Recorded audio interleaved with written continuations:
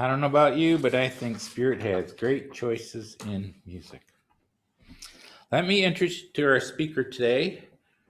Richard Harrison started attending the Center of Enlightenment in April of 2018. So this is his 3-year anniversary month. Yay, Richard!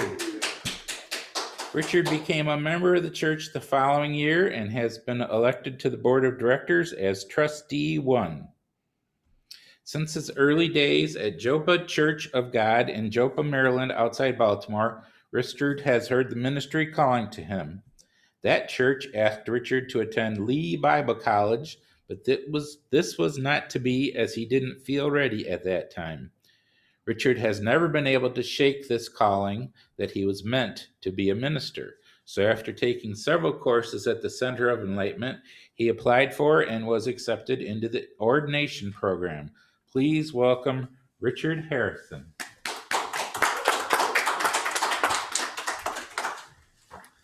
Good morning, everyone, and thank you, Reverend David. And by the way, it's Joppa Church of God. Oh, wow. just throwing that out. I want to say thank you for that poem this morning. That is great. That's perfect, right on subject. It will be shared on Facebook later. In getting ready for this morning, I was thinking, I don't feel good. My allergy. Oh, my mask. Sorry. Forgot about that. When you go to give a sermon, nerves is always the first thing you think of. And this morning I woke up with my sinuses and allergies going berserk. In addition, I had my first COVID shot this week. And it actually all comes into the sermon that I'm going to be giving. When I went and get my COVID shot, there was a reason I went to get it. Well, just like everybody else, we went to get it so we don't get sick and we don't die. And that's what we do a lot of times. We try to do everything we can to keep living and not fear death. So I want to say that when I was asked to speak, I thought to myself, how could I come up with a subject of something that we have not heard before, or something that would be different from what we normally talk about. During a meditation session, I was told, talk about something I know. After which I remembered I will be speaking right after Easter, the time of death and resurrection. Maybe I should talk about death and what happens afterwards. My next thought was, could I really talk about death? And I thought to myself, yes, absolutely. I've experienced the death of loved ones and friends many times throughout my life. I started to experience death first with my grandmother when I was 13. Then after that, when AIDS came into the world, I lost many friends and my community. My time working in hospitals. Then 13 years ago, I lost my older brother. 3 weeks later, my younger sister. 4 days later, my mother. 4 months after that, my father-in-law. And 2 more months after that, my best friend. And within a few weeks of that, my best friend's husband. I have again experienced death, the loss of 2 more brothers over the last 2 years. I have experienced a person dying when I was giving them CPR. I tried so hard to keep the heart pumping, but to no avail. After trying everything we could do, they still died. It happened while I was an anesthesia technician, and that was not the first time that I experienced death. Sorry. In a hospital setting. I apologize. It happened over and over, almost daily, as you would expect in a hospital. So much that it became like white noise of passing traffic. Throughout my life, I've known that there was something other than this life. How can we experience everything we learn and everything we experience here and not have something after death? Let's stop there for a second and let us define death. You have to forgive me. Nerves.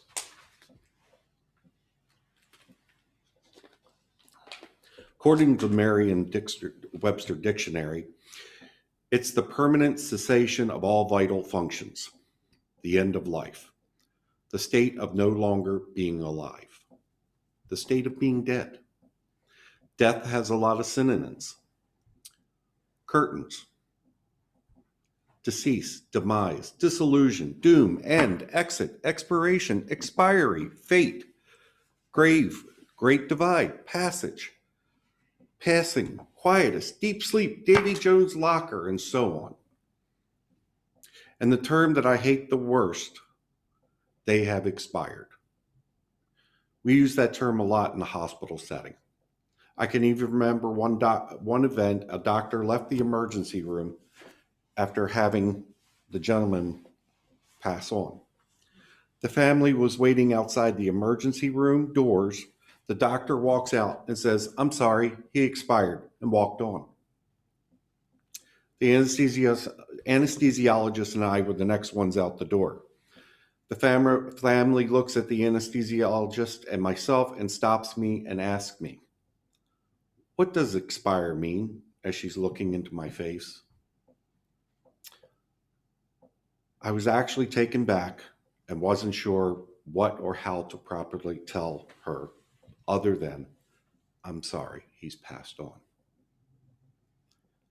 The young lady starts wailing and running out the door screaming, and I thought to myself, that should have been handled so much better by that doctor. After the incident, I went to the hospital administration. The hospital administration agreed with me and changed the policy for emergency room notification that the ER doctor would be required to take the family aside in a private room and let them know. So I've spoken about death, the meaning of death. But here's where the story gets interesting. We do not just die. We do not just disappear into oblivion. We change, and we are reborn in a new life beyond this one. Our spiritual principles speak about life after death. The first principle that speaks about death, we affirm that the existence and personal identity of the individual continue after the change called death. So how do we know that we continue after the change called death? Well, one of our other spiritual principles speaks directly to that. We affirm that the communication with the so-called dead is a fact, scientifically proven by the phenomenon of spiritualism. We all experience death of loved ones and friends, especially in this past year of COVID. In my younger years, I could not put a finger on what happens after death.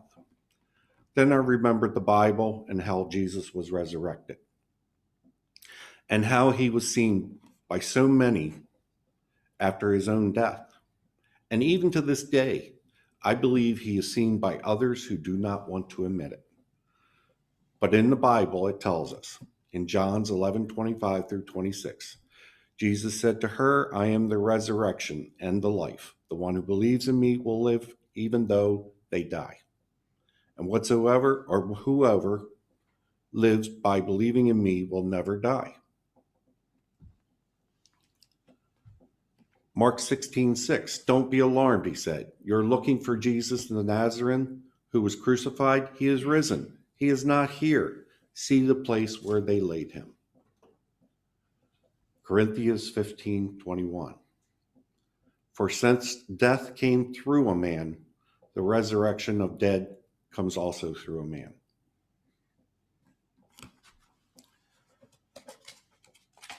In many religions, life after death is spoken about.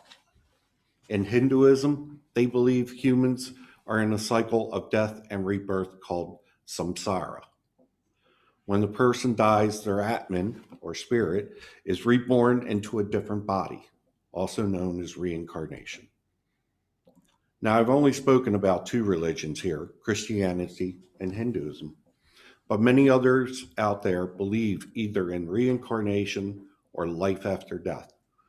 So going back to our fifth principle, we have many ways of proving that life continues after the change called death. We have proven them through many forms of mediumship that our loved ones, our spirit guides, are all around us every day. There are many more forms that we use as mediums to prove that your loved ones are still around, be it in the use of clairvoyance, trance, spirit communication, spirit writing, and many other forms of communications. Go on and on. There are just too many forms of spirit communication that can be described here today in just these few minutes.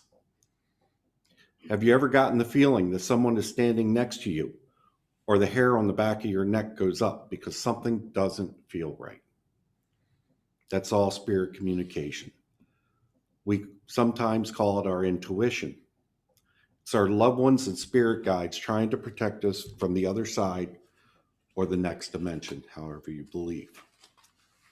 However you wish to look at it, the fact in the matter is what I want to state today. Even though a loved one, a friend, a pet may no longer be with you in the physical or 3D world, they are still with you, whether you like it or not. I can tell you, 3 days after my grandmother died, I was at home sleeping on the couch, or should I say attempting to sleep, when something caught my eye. Under the bedroom door of my grandmother's bedroom, I could see a shadow moving around. The lights were on in the bedroom. When I yelled out to my mother that someone was in grandmom's room, my mother and aunt ran to the room, opened the door, and there was no one there. The curtains were closed, so it couldn't have been light coming through, creating a shadow. There was no other door in or out of the bedroom. My mother turned to me and said, "Don't worry, it's Hayes." That's my grandmother's name. You saw